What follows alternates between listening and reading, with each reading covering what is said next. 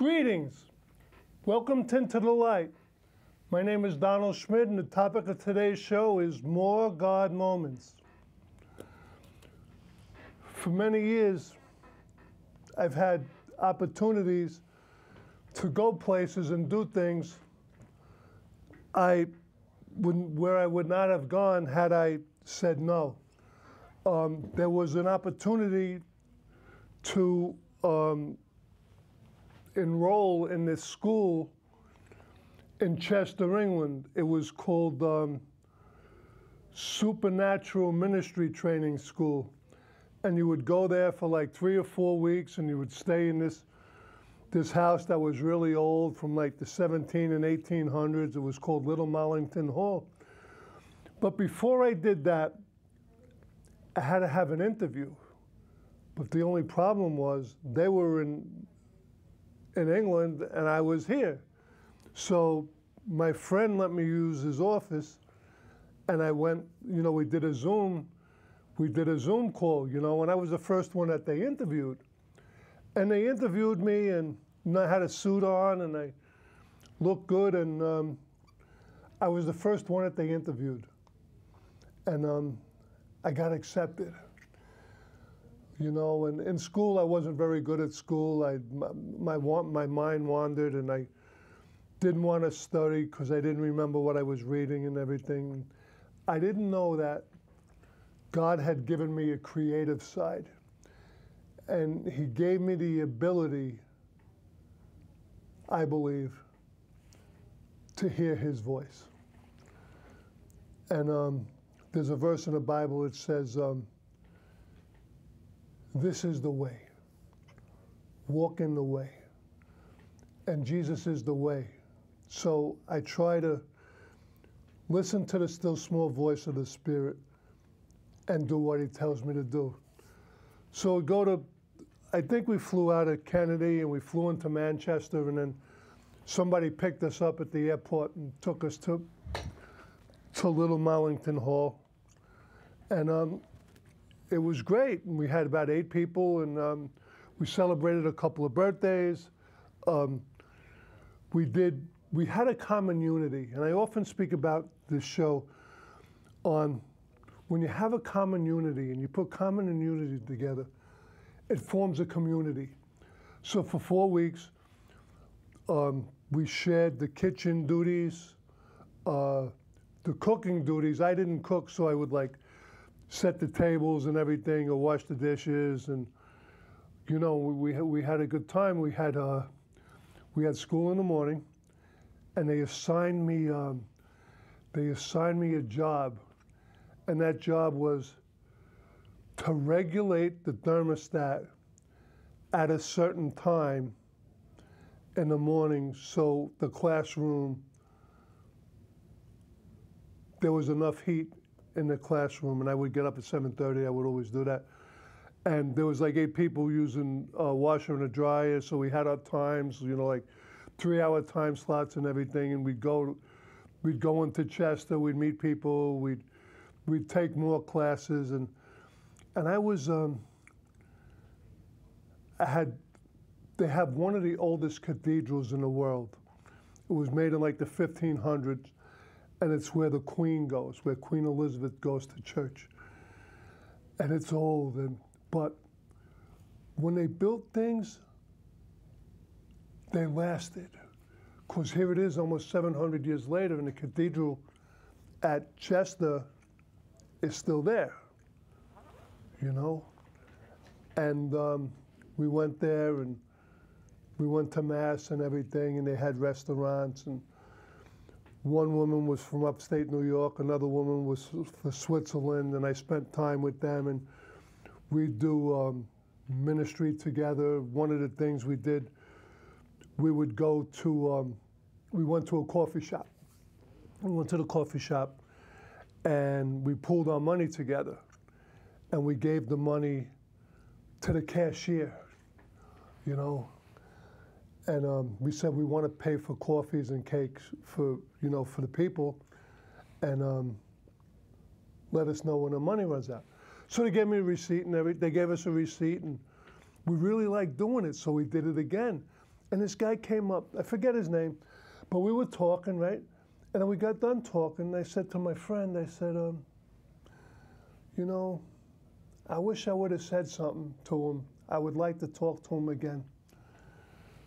And all of a sudden, he goes out to his car, he turns around, and he comes back, and we got to finish the conversation. You know, so the money ran out, we gave them more money. You know, then we bought them coffee and donuts. And I got delivered from being selfish and self-centered. And God taught me how to be kind and patient and generous. And I wasn't generous. I held on to everything I had. I had 3 mistresses in drinking, drugging, and gambling. And they all wanted equal time. I didn't have time for a girlfriend because I had drinking, drugging, and gambling. And then I got a girlfriend, and I had to figure out how to juggle the 4 of them. So we'd go to the casino, and we'd go to the bar, and we'd play Joker Poker, and we'd go for Chinese food, which was next to the bar that had the Joker Poker. And you can't win at those things. You'd win once in a while and everything. But it was a night out, and we had horses over in Forest Park, and I had a big Palomino, and she had a little Palomino, and there's a joke that goes like, any Palomino is a Palomino. I know it's corny, but God gave me a sense of humor, and he made me tall and funny. And he gave me the ability to communicate and to tell my whole story. What happened, what it was like, what happened, and how it is now. And I would just, I was volunteering in this church in like 2006. And I wanted to go in the afternoon, and they called me up, they said, can you come in the morning? I didn't want to go in the morning. I went in the morning, I got done, it was like 12:30 or something, it was really, really hot. The church was on Wall Street, and I was volunteering, and I got done, and I went to Singular Store, and I got done, and I was there for a long time, and I heard a voice. I had never heard the voice before, and it said, go to the Marriott. It's like, I don't know who this voice is, but I know it's not me, because I ain't going to Marriott. It's 110 degrees, it's hot, and so I wound up going to get a chocolate strawberry shake in Burger King, and you know, I wound up going to the Marriott, and I'm not happy, and I says to God, I think it's God, and no, it's not me. And the enemy, fear's not going to tell me to do anything good. And I get there, and I says, which way? He says, go to the left. I go to the left. There's a woman, she's having a nervous breakdown, and she's trying to get a carpet that's overloaded in a shopping cart across like a 10-lane highway on the West Side Highway, you know. And I said, I believe God sent me here to help you. And she says, yeah, I do too, because I just prayed about 10 minutes ago for God to send somebody, and he sent me. And it was that personal, you know, and I helped her across the street and everything, and she wanted to give me something. And I said, listen, I helped you because God told me to help you. I didn't help you to get anything.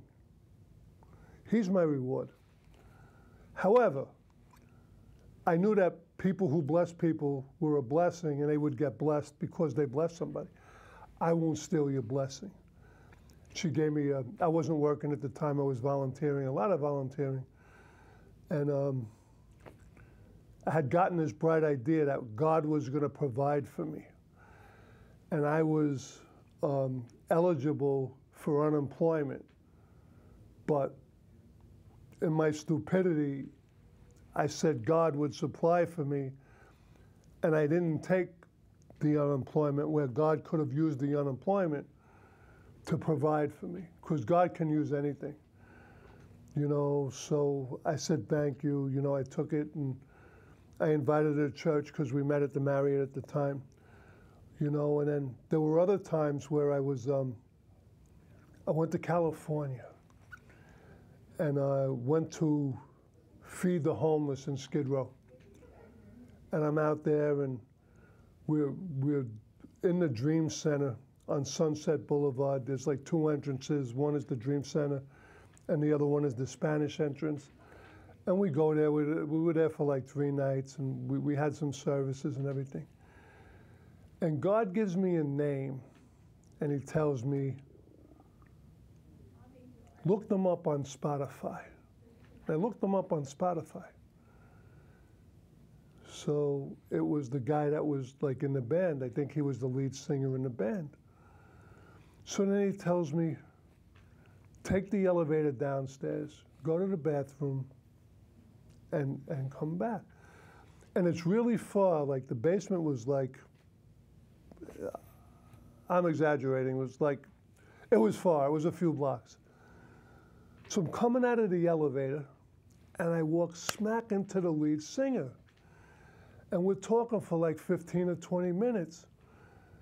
And he prayed for me, and he told me that God said that I was his marksman, because when God ever gave me an assignment, I hit the mark.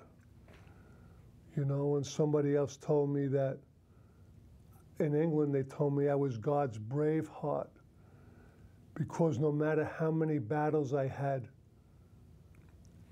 the scars from the battle. And every scar had a story, and every story had a testimony, and every testimony gave somebody else hope that if God did it for me, he'll do it for you too. And I call hope H period, O period, P period, E period, honestly offering personal experiences. And these are things that actually happened to me. I went through, you know, you got to go through something. There's no shortcuts. You can't, there's no drive-through breakthroughs. You got to go through it to get through it. And I've been allowed to get through it. And I went to, in 2015, I went to this conference in Dallas, Fort Worth. And the Holy Spirit says, get up, go outside, go to the table. I get up, I go outside to the table, go sit at the table. This guy comes over. You know, we start talking, we said goodbye. He says, you know, I want to become partners with the ministry. I says, well, nobody's here right now, you know, and I'm not with the ministry at the time. We had helped them out before and making CDs and DVDs and everything, you know. And he had a personal assistant, and he was a pastor. Not only was a pastor, he was a church planter in England, not in England, in Africa. And he had churches in like 6 or 8. He had them on campuses in Africa. It was called Abba House. And unbeknownst to me and unbeknownst to him, God told me to go to the table. God told him to go to the table. His PA thought he was nuts because he says, I'm supposed to go to this table. And we met, and we hit it off. And I think he lived, I don't know if he lived in Baltimore at the time, but he's currently in Georgia. And we hit it off, and I invited him to come to the studio when he came. And we did a Facebook Live to Liberia and, you know, Ghana and everything. And all because we said yes, and we showed up. You see, don't sell yourself short. God will make a way where there seems to be no way. No matter what, he'll show you where to go, and he'll tell you what to say. You know, and I went, and I went to when I was in California, we fed the people on Skid Row, and I'm coming home, and it's a Sunday, and there's a delay at the airport, and it's like hour and a half delay. So I go like this. I says, okay, God, you know, what do you got? What are you up to? He says, you see that guy over there? I says, yeah. He says, go talk to him. I says, okay. Go up to the guy. He says, excuse me, are you a pilot? He like looks at me, and he says, no. I said, would you like to be a pilot? And it was an icebreaker. There's 8, 10, 12,000 people at LAX on a Sunday afternoon. There's delays all over the place. And this guy opens up and he tells me, I lost my wife 3.5 years ago. I miss her dearly and everything. I tried dating, it didn't work. God knew that this guy had a heavy heart. And he knew that I would do whatever he told me to do. So I spoke to him, you know, and he felt a little bit better, you know.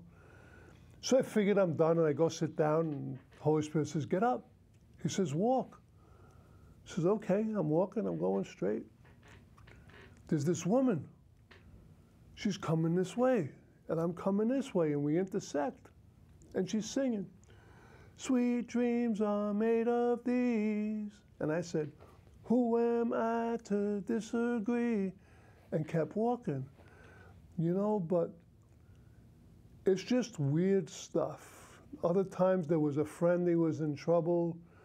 I was on my way to work. God said, go over by the bowling alley, and this guy's stopped by the cops and everything. And, you know, I vouched for him. I says, you know, maybe he's just having a bad day. And then another time he was having another incident. And then I was working for the government, taking a census. And I was assigned to his, you know, to his, where he lived, you know. So God could use you, you know. Just say yes and be available. And I was at another ministry training school, Global Celebration School of Supernatural Ministry, and it was December, and it was the last night. I think it was 2019. It might have been 2019. And everybody's drunk in the spirit. We got our certificates and everything. And it's time to go home. And I hear something in the spirit. And I said to him, well, why didn't you tell me when we were still there so I had somebody to tell what you told me? So he says, okay, which way do you want me to go home? Because I live in Staten Island. I was in Manhattan going to school on 11th Street. And he says, go that way, go that way. And there's a jazz club, and there's music, live music. And there's a guy outside. I said, good evening, nice music. And I kept walking. The Holy Spirit says, go back. So go back, says to the guy, says, excuse me, can I ask you a weird question? He says, yeah, go ahead. He looks at me like quizzically, you know, like I'm nuts or something. He's the bouncer or security, you know. I said to him, did you ever have a dream that you gave up on? He looks at me. He says, yeah, like, how'd you know? I says, God knows where you're at. He hasn't given up on you. And dream bigger. And it was clear as a bell, you know, when he told me to do that, you know. And I had some scriptures that I liked in the Bible, and it said that, you know, I'll show you where to go, and I'll tell you what to say, and I'll put my words in your mouth. And that's why every Friday that I'm here, I lean into the Holy Spirit to see what he wants me to say, because I didn't even have a title for this show. I didn't have a title for the last show, and I didn't have any content, you know. But I guess people's experiences go a long way, because they can identify with you and what you went through. You know, I was working at the track for a while back in the 80s, I think it was. And we had a snowstorm. It was aqueduct, and I used to sneak into the track. And I went over the fence like 38 times in a row, so I didn't have to pay. I was too young to get in the track. And I would sneak in, and I would make bets. I would ask somebody to make bets for me and everything. And they would go over the fence. And it was snowing, and I'm with my two friends, and we're leaving. And all I know is go over the fence. So I go over the fence, and they come out, And they push on the gate, and the door opens. Here I am, looking all sorts of silly on top of the gate. But I just got something to tell you. If you're going through something, if God brings you to it, He's going to bring you through it. You don't have to know how, you don't have to know why, and you don't have to know when. But you may not believe in God. I didn't always believe in God. My friends died. I thought God killed my friends. My friend Peter died when I was 16. No, I was younger than that. My grandmother died when I was 12, I think. Peter died when I was 13, and Dougie died when I was 16. And I was angry at God, you know? And I forgave Peter and everything, and God helped me work it out. And the prayer, I created a prayer. And I said, I don't know who you are, I don't know where you are, and I don't know if you are, but if you are, I need you, and I need you now. And things gradually started to get better, you know, and it didn't happen. It didn't happen overnight, and things got better. Wasn't always fun, but it was necessary. I went to the foot doctor about 2 months ago at the end of February, and I had an infection and a swelling in my leg and an abscess. And I looked at the doctor's face, and I knew it wasn't good. He says, I'm going to try to drain it here as much as I can. He says, but I strongly suggest that you don't go home and you go right to the hospital. So I said, you know what? I can look at this as an obstacle and let it stop me and have a bad attitude, or I can look at it as an opportunity to meet other people and let them know what's going on in my life and what God brought me through. And and it worked. You know, I was there for 8 days. I had the PICC line in my arm, and I was taking heavy doses of antibiotics twice a day. Each one was 2-hour administration, the other one was half an hour, and by the time I set up and everything, it was 6 hours a day. And it most of the time, it really wasn't a burden. It wasn't fun, but it was necessary. And if this stuff was going to clear out the infection, which it did, and we're keeping a watchful eye on it, and the doctor looked at it, and he created this thing that he put pads in my insoles, and he says, hopefully you'll need surgery in 137 years. I said, yeah, I'm down with that, you know, because I'm not going to be here in 137 years. God will make a way where there seems to be no way. He works in ways we cannot see. He will make a way for me. He'll make a way for you. He's no respecter of persons. If He brought you to it, He'll bring you through it. Find people who are going through things you're struggling with. It might be the loss of a loved one. There's bereavement groups. It might be, I don't know what's going on with older people, with senior centers. Maybe you could find one. Find a common unity. Find a Bible study. Find a group. Don't be alone, you know. If He brought you to it, He's going to bring you through it. He's no respecter of persons. If He did it for me, He'll do it for you. So I was in England for, 4 months, not 4 months, for a month. And I wanted to go to the racetrack. And everybody else went home. And God told me stay 2 more days. So 2 or 3 more days. And I went to London. I went to London by myself. And this girl that I used to go to church with, she lived in London with her husband. So she said, listen, come, we'll tour a little. I'll cook you dinner, I'll make you breakfast, we'll go to church. My husband's going to play soccer in the morning. And, you know, I'll walk you to the train station. They didn't live too far from the train station. And, you know, that was nice. I had a place to stay, and my room was a loft, and it overlooked London and everything, and we went to church, and I met people that I wouldn't have met. And then I was going home. Not that I was going home to Little Marlington Hall. I had left the racetrack and I was going back.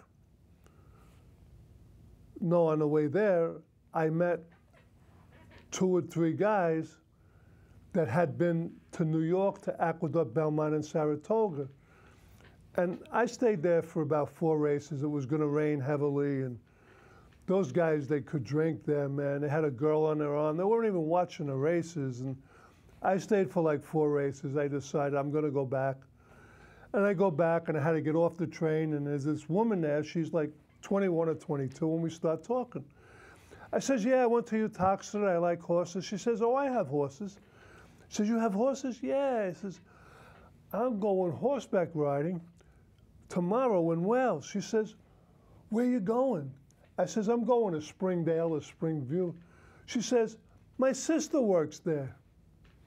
So what are the chances? Nobody wants to go to the track. I want to go to the track. I go to the track. I meet the 2 guys. God tells me to leave. I leave. I meet the girl. The next day, the girl had off. Hattie, who was her name. And we had about 8 people, 7, 8 people going horseback riding. They had sheep and everything in the fields, and we would ride in the mountains and the hills, and you know, it was fun. But God gave me another chance. And lately I haven't traveled because of the pandemic, and I've been making excuses not to travel. And I want to go, but I want to go somewhere